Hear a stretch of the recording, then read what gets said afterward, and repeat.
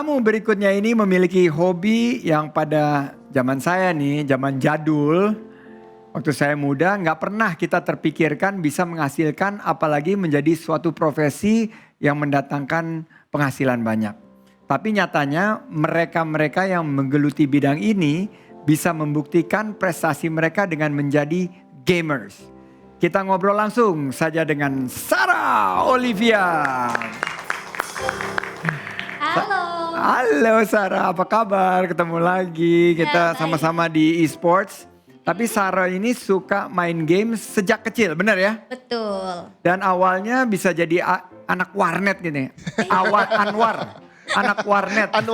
Anwar, gimana ceritanya tuh? Jadi dulu pas aku SD, aku tuh iseng-iseng ke warnet main game online. Terus ya udah aku ketagihan main game online. Tapi sebelum aku main game online, pas kecil aku juga pernah main game PS, Sega. Jadi dari kecil tuh udah main game. Tapi orang tua nggak ada yang sampai, Sarah, jangan main game dulu gitu. Aku sama orang tua aku udah bikin perjanjian. Boleh main game. Ada agreement gitu ya? Iya ada agreement dong. Boleh main game asal tertib waktu. Oke. Gitu. Nah terus akhirnya diberikan keleluasaan main game. Terus harus ada prestasi-prestasinya juga gitu kali ya? Iya dulu kan aku jadi anak warnet itu kelas 5 SD. Nah jadi orang tua kalau pengen marahin aku bingung loh. Jadi pas aku SD aku dapat ranking 1 terus di kelas. Waduh. Terus kayak mau dimarahin. Mau marah bagaimana orang tuanya? Main game tapi ranking 1. Tapi katanya juga Sarah nggak pernah minta uang ke orang tua, malah udah jadi entrepreneur katanya dari kecil. Bisa diceritain nggak? Iya, jadi dulu aku kan hidup di keluarga yang sederhana, pas-pasan. Nah, jadi kalau jadi anak warnet itu kan harus beli billing. Billing itu kayak beli jam gitu loh. Beli jam. Dulu 1 jam 2.500. Sedangkan aku dikasih uang jajan cuma 1.000, kadang gope. Terus aku bingung, ini cara ngembangin uangnya gimana nih? Akhirnya aku beli ciki ke agen, terus aku bawa ke sekolah, aku jual-jualin, dapat untung. Nah, untungnya buat beli-beli warnet, terus main game. Jadi ada otak bisnisnya gitu loh walaupun Emang main otak game juga. bisnis dimulai dari kecil karena ada kebutuhan. Pengen main game tapi kurang uang. Iya. Akhirnya jadi reseller. Nah ini namanya reseller. Dari dulu. Iya, Nah di tahun 2015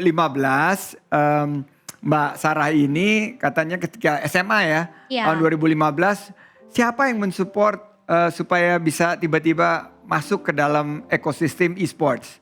Nah dulu 2015 aku sering datang ke event game, ke turnamen game. Terus ada kayak CEO kali ya, CEO tim e-sport ngelihat aku nih. Wah ini cewek update banget nih soal turnamen game. Akhirnya aku diundang jadi manajer tim game. Oh jadi awalnya menjadi manajer tim dari game Dota.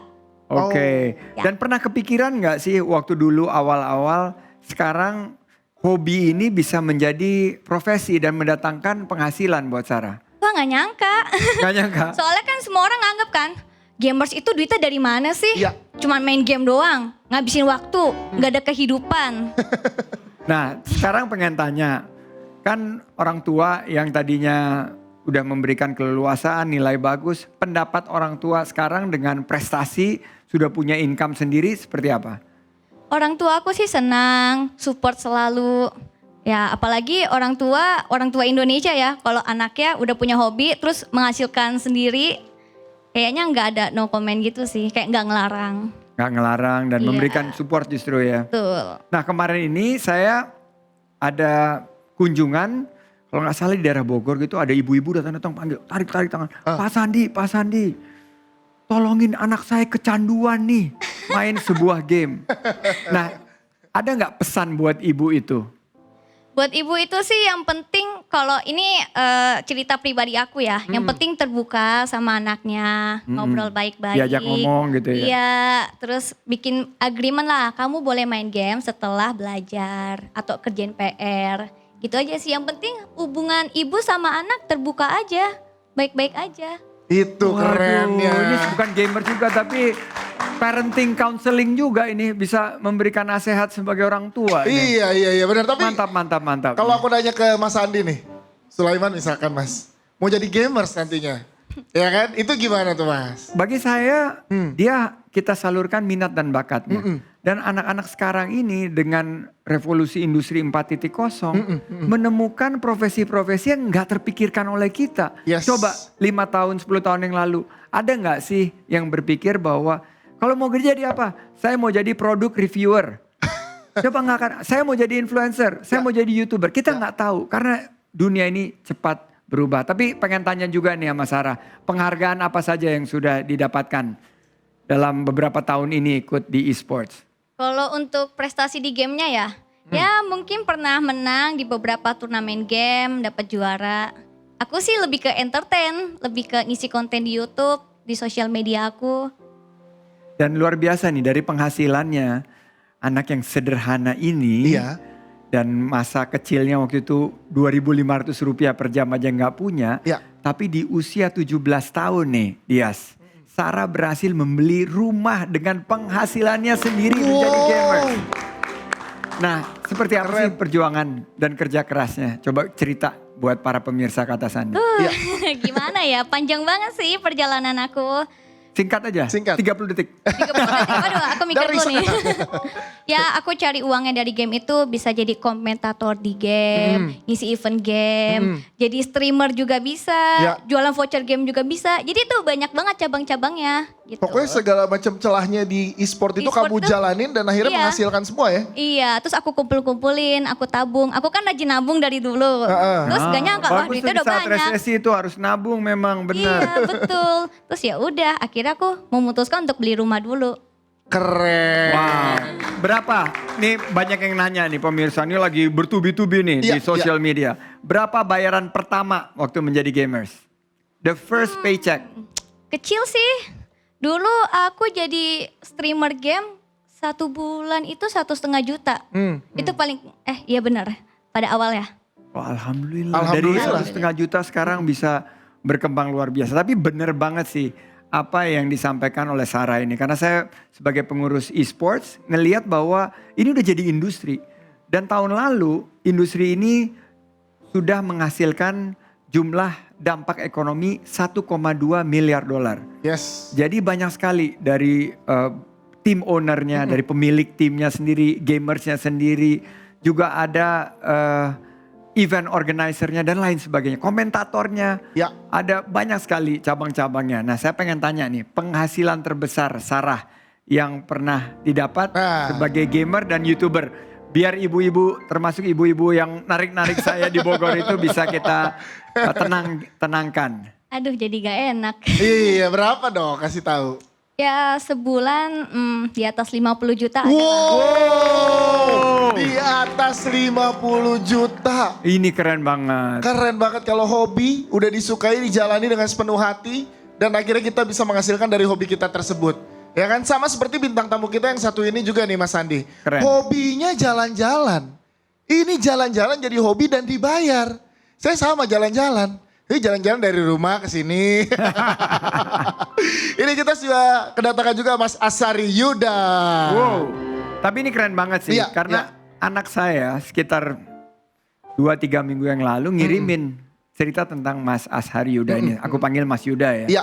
Dan ya ceritanya inspiratif banget. Tapi kita kulik dulu nih. Ya. Sejak kapan nih Mas Yuda hobi traveling? Kalau misal hobi traveling ya, sebenarnya dari kecil juga kita udah traveling kan. Intinya kan kita jalan-jalan itu travel ya. Tapi dari awal waktu pas dari zaman SD itu udah biasa pindah-pindah pulau karena kebetulan dulu almarhum bapak itu perantau. Jadi dari zaman SD itu udah biasa naik kapal pelni yang besar, terus udah biasa ngeliatin lautan, udah biasa mampir ke pelabuhan-pelabuhan. Waktu itu belum ada foto ya, jadi cuma ngeliatin pemandangan dan lain-lain. Akhirnya pindah ke beberapa kota, hampir kayaknya semua pulau besar di Indonesia kecuali Papua saat itu pernah saya tinggali. Jadi awalnya dari situ. Tapi karena dari dulu pernah punya mimpi untuk mengelilingi Indonesia, 34 provinsi sebelum berumur 25 tahun, akhirnya punya tuh mimpi itu. Dan akhirnya sempat waktu itu pernah punya perjalanan sendirian keliling Indonesia selama 6 bulan. Itu backpackeran, hitchhiking waktu itu benar-benar tinggal di rumah penduduk, numpang-numpang mobil yang lewat. Itu selama 6 bulan dan akhirnya tercapai juga sekarang. Sebelum 25 tahun keliling 34 provinsi selesai. Wow. Tapi ini keren banget. Ini yang pertama bikin viral nih dia. Iya, Bahwa 6 bulan dia keliling Indonesia dengan modal pas-pasan. Bahkan sempat pernah jual goreng-gorengan, bener nggak? Bener, itu jadi pas zaman kuliah, waktu itu kan sebelumnya, ini cerita sedikit lagi ya, Mas Andi. Jadi almarhum bapak itu ngasih 2 pesan sebelum meninggal. Yang pertama jadilah seorang entrepreneur, yang kedua adalah menjelajahlah. Jadi maksudnya itu kayak coba belajar dari bukan hanya hal akademik, tapi belajar juga dari banyak orang di luar. Karena dulu bapak perantau kan, akhirnya setelah itu mikir nih gimana caranya setelah bapak meninggal kan ekonomi jadi turun. Iya. Akhirnya mikir saat itu gimana caranya bisa dapat income sendiri. Akhirnya waktu itu sempat jual kue, jual gorengan di kampus keliling. Habis itu juga buka usaha servis laptop. Nah akhirnya setelah kekumpul, waktu itu kekumpul sekitar 15 juta dan 15 juta itu untuk 6 bulan keliling Indonesia. Jadi selama 6 bulan itu jalan-jalan sendirian. Nah, dari 15 situ. juta 6 bulan. Nah sekarang kan kita lihat transformasinya. Dari jual goreng-gorengan, servis komputer. Nah sekarang dia jalan-jalan ini dibayar. Gimana reaksinya begitu tahu hobinya sekarang sudah justru menghasilkan uang menjadi profesi? Awalnya sih sebenarnya nggak pernah berharap ini jadi sesuatu ya. Jadi awalnya ceritanya adalah waktu pas jalan 6 bulan itu ingin sih kayaknya sharing sesuatu di blog, di Instagram. Kayaknya perjalanan ini kayaknya akan jadi sia-sia kalau kita nikmati sendiri. Karena banyak pelajaran yang saya dapatkan selama saya traveling itu kan. Akhirnya saya coba share di media sosial, di Instagram, di YouTube, di blog dan lain-lain. Ternyata antusiasmenya besar. Wah seru nih ngikutin perjalanan Mas Yuda saat itu kan. Akhirnya mulai banyak kerjaan. Awalnya itu cuman kerjaannya kayak endorse kecil kayak cuman dikasih kaos dan lain-lain. Akhirnya sekarang udah mulai dapat kontrak-kontrak, diajakin jalan-jalan sama brand, Kemenpar dan akhirnya sampai sekarang sering jadi diajak jalan sama Kemenpar dari negara luar seperti itu. Wow, dari negara luar negeri minta Mas Yuda juga endorse. Nah ini para pemirsa pada penasaran nih, berapa sih bayaran terbesar yang pernah diterima dari hobi ini? Soalnya enak banget kayaknya jalan-jalan tuh dibayar gitu. Iya. Kalau bayaran sih sebenarnya relatif ya. Tapi kemarin itu sempat sekitar tahun 2018 itu ada satu trip panjang sekitar 2 bulan itu mengelilingi bukan mengisi ada tujuan 4 kota. Itu budgetnya sekitar 200 juta. Itu jadi udah lumayan saat itu lumayan banget gitu loh. Jadi ya sekalian jalan-jalan sekalian nambah tabungan. Nah yang menarik ini Mas Yuda ini sering memberikan tips-tips kepada para backpackers tentang pengalaman-pengalamannya. Nah ada nggak sih tips yang paling relevan saat pandemi COVID-19 ini kepada traveler yang sekarang lagi belum bisa kemana-mana nih? Ada nggak pesan-pesan yang bisa diberikan kepada para travelers? Oke, kalau lagi masa pandemi gini sebenarnya kan pukulan keras ya buat para pelaku pariwisata ya. Entah itu ya para yang jalan-jalan ya, yang punya usahanya dan lain-lain. Saya sendiri juga selain dari sebagai content creator, itu saya juga buka usaha travel sendiri seperti itu. Jadi kayaknya semuanya sama-sama kena. Akhirnya kita beralih lagi ke usaha-usaha lain. Saya juga sekarang sempat buka usaha resto dari tabungan dari jalan-jalan. Saya putar karena kan berpikir saat ini perjalanan itu lagi agak sulit ya. Jadi mungkin kalau misal untuk teman-teman yang traveler yang pengen jalan-jalan lagi ya pertama sekarang ikutin aturan dulu. Jangan terlalu buru-buru karena saya sempat ini ingin cerita sedikit. Saya sebelum pandemi corona Maret kemarin saya masih sempat jalan ke India. Dan waktu itu saya pulang sekitar tanggal 11 Maret dan lusanya India lockdown. Itu sangat bersyukur banget makanya masih bisa pulang. Coba kalau misal satu saya extend 2 hari aja saya masih kekunci di India dan nggak bisa datang di Katasandi di India.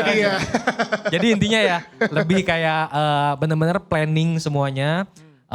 Maksudnya kita timbang-timbang apalagi lagi kayak gini. Kita punya waktu banyak untuk traveling gitu loh. Tapi kesehatan nomor 1, keluarga juga nomor 1. Jadi lebih baik pikirkan yang sekarang dulu aja. Nanti ada waktunya untuk kita jalan-jalan lagi. Gitu sih.